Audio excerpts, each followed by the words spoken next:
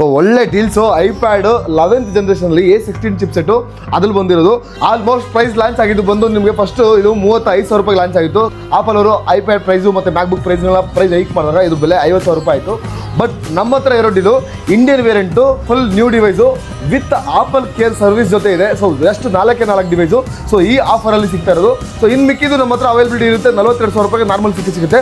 But ಇದು apple care service ಎಷ್ಟು ಸಾರ ಹೊಡೆದಾಕೊಳ್ಳಿ. ಸೊ 1 ವರ್ಷದಲ್ಲಿ ಅಕಸ್ಮಾತ್ ಏನಾದ್ರು ಡ್ಯಾಮೇಜ್ ಆಯಿತು ಅಂತಂದ್ರೆ ಆಪಲ್ ಕೇರ್ ಸರ್ವಿಸ್ 1 ವರ್ಷ ನಿಮಗೆ ಫಿಸಿಕಲ್ ಡ್ಯಾಮೇಜ್ ವಾರಂಟಿ ಇದರಲ್ಲಿ ಫ್ರೀ ಆಗಿದೆ.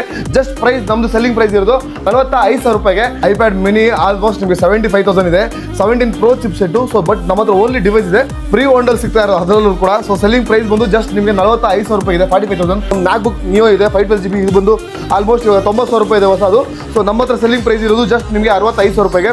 ಇದರಲ್ಲೇ ಏನಾರು ಅಕಸ್ಮಾತ್ ಹೊಸದು ಬೇಕು ಅಂತಂದರೆ ನಮ್ಮ ಹತ್ರ 256GB ಅವೈಲಬಿಲಿಟಿ ಇದೆ. ಸೊ ಆಲ್ಮೋಸ್ಟ್ ಇವಾಗ 80,000 ರೂಪಾಯಿ ಇರೋದು ಹೊಸದು. ಸೊ ನಮ್ಮ ಹತ್ರ ನಿಮಗೆ ಅವೈಲಬಿಲಿಟಿ ಇರೋದು ಆಲ್ಮೋಸ್ಟ್ 68,000 ರೂಪಾಯಿ ಹೊಸ ಸಿಗುತ್ತೆ. ನಿಮಗೆ 512GB ಏನಾರು ಬೇಕು ಅಂತಂದರೆ 78,000 ರೂಪಾಯಿ ಸಿಗುತ್ತೆ. ಅದು 90,000 ರೂಪಾಯಿ ಇದೆ ಇಂಡಿಯಾದಲ್ಲಿ. ಆ್ಯಂಡ್ ನಮ್ಮ ಹತ್ರ iPad pro 512GB, so 13 inch with cellular ಇದೆ.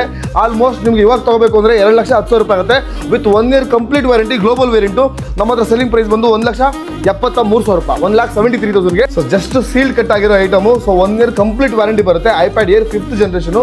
ಸೊ ಸೆಲ್ಲಿಂಗ್ ಪ್ರೈಸ್ ಬಂದು ನಿಮಗೆ 43,000 ರೂಪಾಯಿ, 43,000 ರುಪೀಸ್ ಅವೈಲಬಿಲಿಟಿ ಇದೆ. ಏರ್ಬಡ್ಸ್ ಪ್ರೋ ನೀವು ಏನಾರು ನೋಡ್ತಾ ಇದ್ರೆ ಅಂದರೆ ಇಂಡಿಯನ್ ವೇರಿಯಂಟು ಸೆಲ್ಲಿಂಗ್ ಅವೈಲಬಿಲಿಟಿ ಇದೆ. 26,000 ರೂಪಾಯಿ ಇರೋದು ಹೊಸದು. ನಮ್ಮ ಹತ್ರ ನಿಮಗೆ 23,000 ರೂಪಾಯಿಗೆ ಹೊಸದು with 1 year warranty Indian products ಸಿಗ್ತಾ ಇರೋದು. Thank you.